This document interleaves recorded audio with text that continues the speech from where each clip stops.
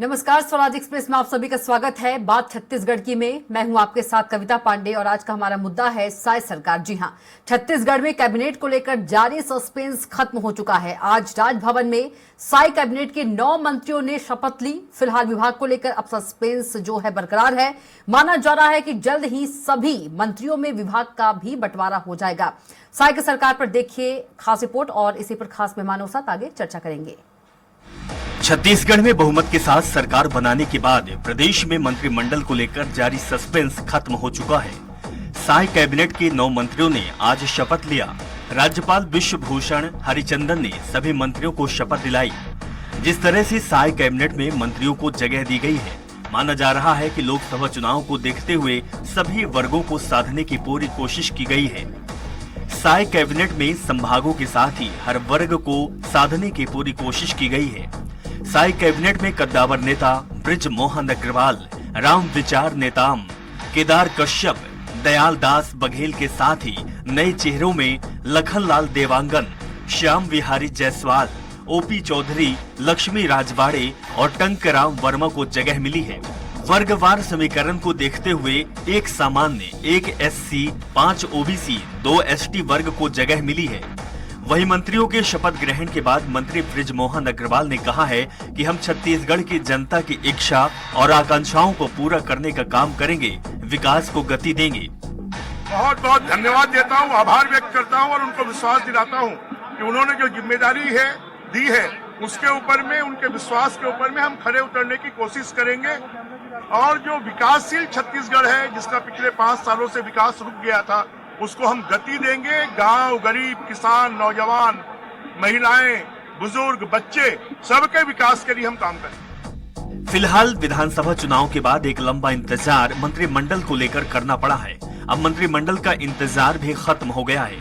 Sai cabinet के मंत्रिमंडल में 9 रत्न शामिल कर दिए गए हैं, जिसमें नए और पुराने चेहरों का सामंजस्य स्थापित करने की पूरी कोशिश की गई है। इसके साथ ही लोकसभा चुनाव को देखते हुए क्षेत्र और जातिगत समीकरण को भी साधने की पूरी कोशिश बीजेपी करती हुई नजर आई है। साय कैबिनेट में नए चेहरों को जगह देने की बात पर कुमारी शैलजा का कहना है कि हमने भी टिकट वितरण में नए चेहरे लेकर आए, महिलाओं को मौका दिया, कई युवाओं को मौका दिए, हमने भी नए चेहरे अवसर दिए हैं। उनकी सरकार बनी है, वो किस तरह से क्या दिखाना चाहते हैं, आपको याद दिलाना चाहूंगी कि हमने भी जब टिकट वितरण किया, हम नए चेहरे भी लेकर आए, महिलाएं लेकर आए और हमें खुशी है कि सबसे ज्यादा महिलाएं हमारी विधायक कांग्रेस पार्टी की 11 जीत कर आई हैं। तो हमने भी नए चेहरे दिए हैं, महिलाएं भी दिए हैं, युवा भी दिए हैं। बहरहाल छत्तीसगढ़ में मंत्रिमंडल को लेकर स्थिति पूरी तरह से साफ हो गई है। मुख्यमंत्री के साथ ही 2 उप मुख्यमंत्री और 9 मंत्री कैबिनेट में शामिल रहेंगे। इसके साथ ही एक मंत्री को लेकर अभी भी सस्पेंस बरकरार है। अब देखना होगा कि इन मंत्रियों को कौन कौन से विभाग की जिम्मेदारी दी जाएगी।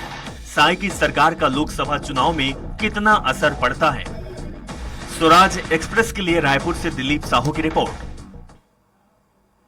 साय सरकार पर रिपोर्ट देखी आपने और इसी पर खास मेहमानों के साथ खास चर्चा करेंगे। हमारे साथ बीजेपी प्रवक्ता के.एस. चौहान जी मौजूद है और साथ ही कांग्रेस प्रवक्ता अभय नारायण राय जी हमारे साथ मौजूद है। आप दोनों का चर्चा में बहुत स्वागत है।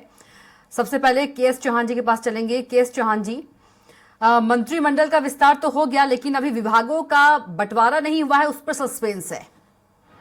नहीं, कोई सस्पेंस नहीं, ये एक प्रक्रिया है और मंत्रिमंडल का विस्तार भी कविता जी हमारे लिए एक प्रक्रिया है। हमारा लक्ष्य है मोदी जी की गारंटी और जो हमने वादे पूरे करने का लक्ष्य जो रखा हुआ है, जिसके कारण छत्तीसगढ़ की जनता ने हमारे को आशीर्वाद दिया है, पूर्ण बहुमत में हमारे को आशीर्वाद सरकार बनाने का अवसर दिया है। इसके लिए बहुत बहुत धन्यवाद और उनकी अपेक्षाओं पे खरा उतरना ही हमारा प्रथम लक्ष्य है और उसके कारण ही ये सभी चीजें होंगी। और दूसरी बात यह है कि जिसको जिसको जो जो विभाग मिलेगा वो बहुत ही तन मन धन से और पूरी अपनी 100% लगा के, और ऐसा नहीं है कि जिनको ये विभाग मिला है सिर्फ वही एक उस विभाग में काम कर रहे हैं, सभी लोग उसको उनसे सहयोगात्मक रवैया और सहयोगात्मक टीम के जैसे हम काम करते रहेंगे। जिसके पास जो अनुभव होगा पुराने, वो टीम के साथ शेयर करेगा, जिसके साथ भी जो भी विभाग होंगे। जैसे हमारे ब्रिज मोहन अग्रवाल जी वो बहुत सारे मंत्रालय में रह चुके हैं। रामविचार निताम जी हैं, वो भी बहुत सारे मंत्रालय में रह चुके हैं। दयालदास बघेल जी हैं, वो भी मंत्रालय में रह चुके हैं। तो ऐसे करके केदार कश्यप जी भी हैं। तो ऐसे 4 अनुभवी लोग, और उसके बाद ओपी चौधरी जी बहुत ही वरिष्ठ और बहुत ही अनुभवी इसमें है। तो ऐसे करके सभी लोग अपनी अपनी सेवाएं देंगे, अपने अपने जहां जहां दूसरे चीजों में भी अगर कहीं किसी को सहयोग लेना रहा तो वो टीम वर्क के जैसे हम काम करेंगे। इसका मतलब ये नहीं है कि हम एक विभाग कोई अगर किसी को दे दिया है तो वही देखेगा, वही करेगा, ऐसा कुछ नहीं है। सहयोग सबका रहेगा, टीम के हिसाब से हम चलेंगे। और टीम के हिसाब से हमारा, जैसे कि मैंने बताया आपको, कि हमारा लक्ष्य जो है वो ये है कि छत्तीसगढ़ की जनता ने, छत्तीसगढ़ ने जो हमारे को आशीर्वाद दिया है, जिस अपेक्षा के साथ उन्होंने हमारे को वोट दिए, हम उस अपेक्षा पे खरे उतरेंगे। और जैसे हमने खरे उतरने का प्रमाण दे भी दिया है, अपना इंटेंशन क्लियर कर भी दिया है। पहले अनुपूरक बजट में हमने पीएम आवास योजना की लगभग जी ठीक है। अभय नारायण जी, साई कैबिनेट का विस्तार हो गया है, किस तरह से देखते हैं? देखिए, सर्वप्रथम तो मैं आज जो नए मंत्री बनाए गए हैं 9, उन सबको बधाई दूंगा और उम्मीद करेंगे कि जिस उद्देश्य से छत्तीसगढ़ की जनता ने भारतीय जनता पार्टी को चुना, भारतीय जनता पार्टी ने अपना मुख्यमंत्री चुना, 2 उप मुख्यमंत्री चुना और आज 9 मंत्री चुने, वो सब के सब जो गारंटी जो जनता से वादा करके आए हैं, उस वादे को पूरा करने की ओर, और जो भूपेश बघेल सरकार की अच्छी योजनाएं चल रही थी जिससे जनता को लाभ हो रहा था, उन योजनाओं पर भी ध्यान देंगे और छत्तीसगढ़ की बेहतरी के लिए काम करें। रही बात साय मंत्रिमंडल के गठन की, 3 तारीख को रिजल्ट आए, 10 तारीख को आपने मुख्यमंत्री चुना, फिर आज 22 तारीख को शपथ ग्रहण हो रहा है 9 मंत्रियों, और अभी भी विभाग का पता नहीं है। पहले मुख्यमंत्री और 2 उप मुख्यमंत्री आते हैं, फिर 9 मंत्री आते हैं, 2 उप मुख्यमंत्री के बाद भी विभाग नहीं है और 9 मंत्रियों के बाद भी विभाग नहीं है। सारे विभाग में मुख्यमंत्री के पास है, ऐसा माना जा सकता है। और उसी तरफ जो मूल 2 बातें रह गई थी, जो थी किसानों को लेकर, 21 कुंटल धान लेंगे और 3100 रुपए समर्थन मूल्य देंगे और एक साथ देंगे। 21 कुंटल की योजना तो हो गई, लेकिन 1-2 दिन पहले चालू हुआ, उसके लिए भी 15 दिन वेट करना पड़ा, जबकि ये 2 घंटे के अंदर होना था मुख्यमंत्री के शपथ ग्रहण की। और अभी भी 3100 रुपए के लिए तरह वो लोग देख रहे हैं। 12,000 करोड़ रुपए नारी बंधन योजना के लिए अनुपूरक बजट में आवंटित हो गए, वो कब लागू होगा, किसको मिलेगा, उसके फॉर्म कैसे भरे जाएंगे, चुनाव के समय जो धोखे से फॉर्म भरवाए गए थे, उन फॉर्मों का भारतीय जनता पार्टी क्या कर रही है, वो फेंक दिए गए हैं कि वही लागू हो जाएंगे या नया फॉर्म भरा। ऐसा तमाम अटकलें अभी छत्तीसगढ़ की जनता लगा रही है, लेकिन हम उम्मीद करेंगे कि जिस उद्देश्य से जनता ने इनको चुना है, वो उद्देश्य की पूर्ति के लिए मंत्री काम करे।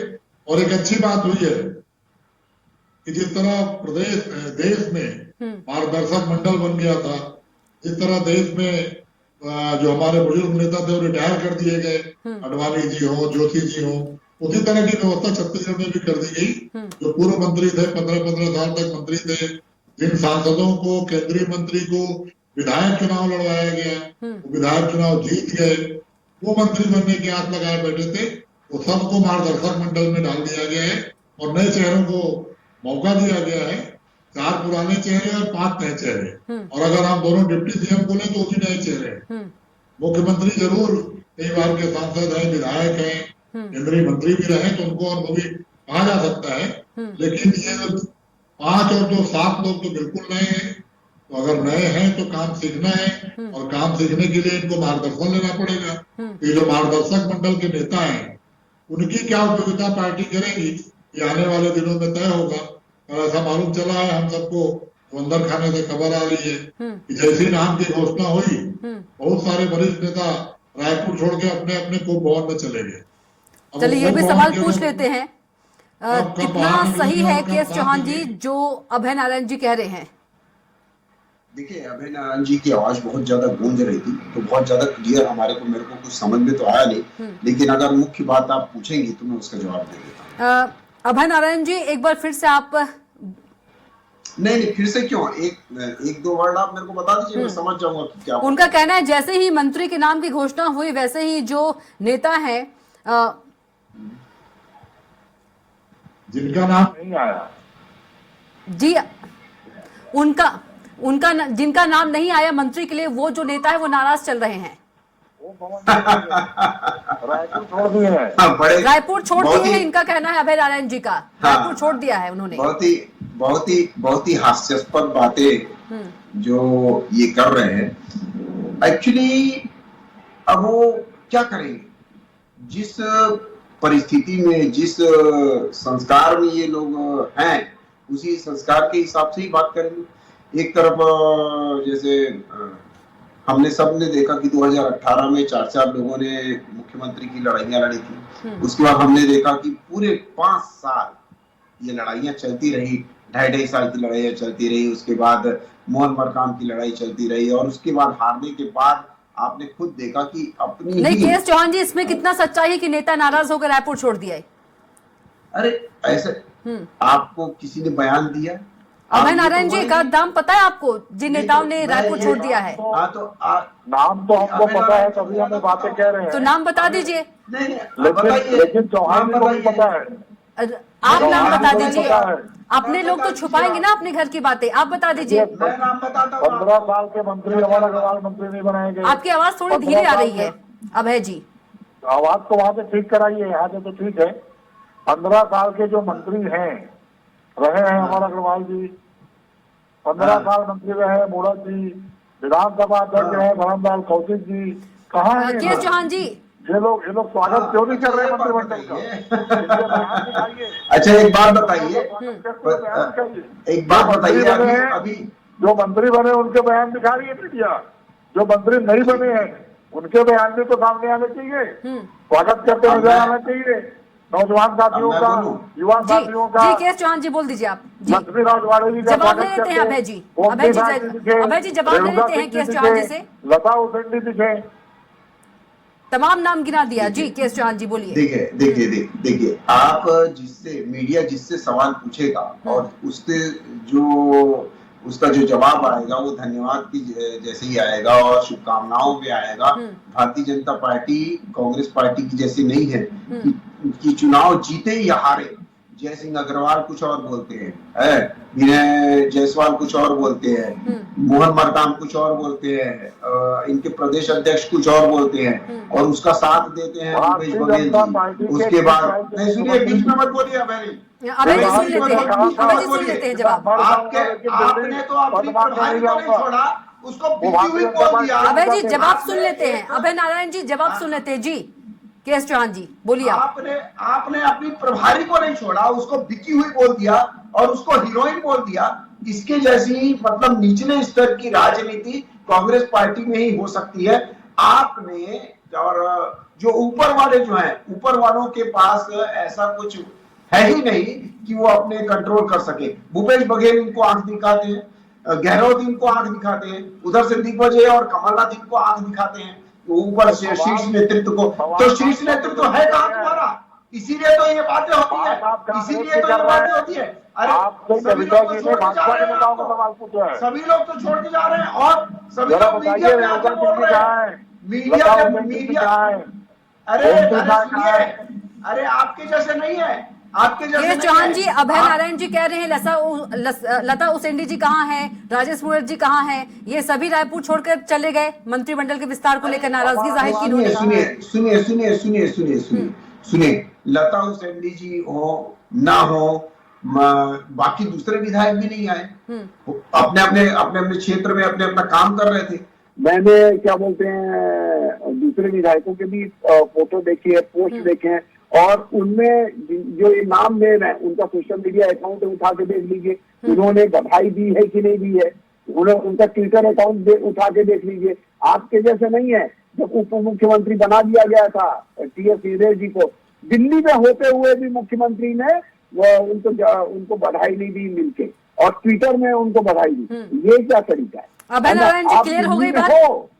दिल्ली में हो उसके बाद भी आप एक भी नेता का ये जो नाम बोल रहे हैं अभी उन नेता के ने हर ट्विटर में, हर अपने सोशल हैंडल में उनको बधाई दी है। दूसरी बात यह विधायक नहीं आए जयपुर प्रोग्राम चल रहा है, आपको घोषणा हुई है प्रोग्राम तो हो सकता है, कोई नहीं आ सकता। ठीक है, केएस चौहान जी, आपके जैसे नहीं, मैं ये बोलना चाहता हूँ मोहतरमा, इनकी कैसे मतलब ये कैसे बोल देते हैं कि मतलब पूरे जो विधायक हैं पूरे के पूरे 10-10 लोग अभी वहां पर गए थे दिल्ली, इनकी शिकायत करने। विपक्ष है केएस चौहान जी, सवाल उठाना तो इनका काम है।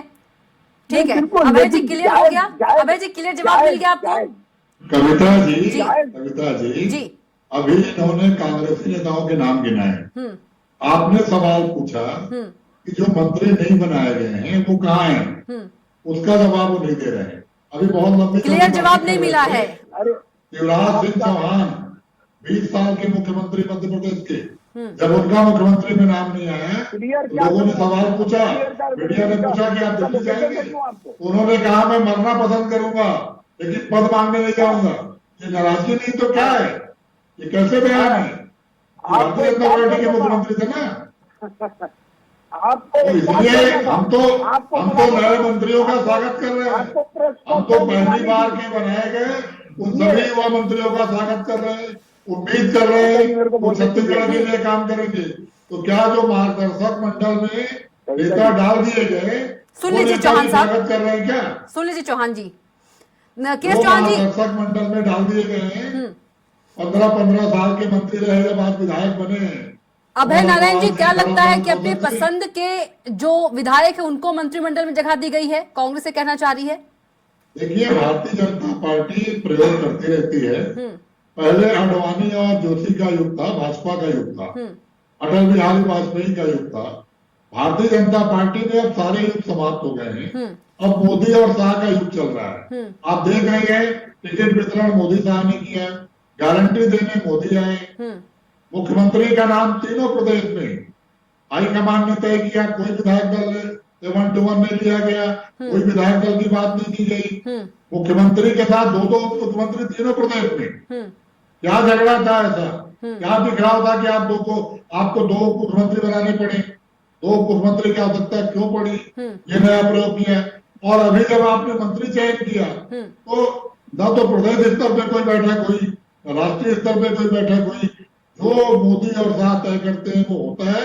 ये मोदी और शाह का युग है, इस युग में ये काम हो रहा है। लेकिन हम तो बात करेंगे छत्तीसगढ़ की जनता की, कि छत्तीसगढ़ की जनता ने जिस योजनाओं को लेकर घोषणा पत्र से अपना विश्वास प्रकट किया है, वो जो योजनाओं पे जल्दी काम चालू हो, नौजवान मंत्री बने हैं, नए मंत्री बने हैं, ये उनका पार्टी का मामला है, जो पुराने को बनाए कि नए को। ठीक है, एक सवाल मेरा केएस चौहान जी आपसे है, जनता इंतजार कर रही है कि कब 3100 रुपया धान का समर्थन मूल्य मिलना चालू होगा, कब नारी बंधन का पैसा चालू होगा।